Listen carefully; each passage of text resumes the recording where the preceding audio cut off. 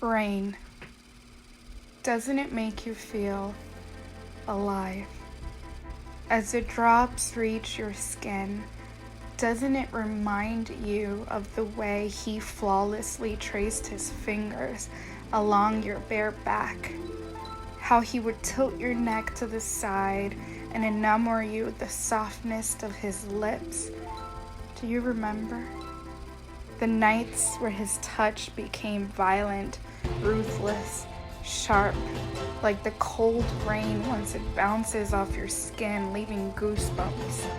It's soft at first, and then audacious, territorial, as if your skin belonged to the rain.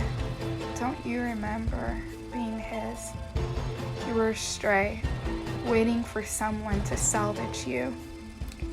The next time you appreciate the beauty of the rain, remember the piercing coldness that follows.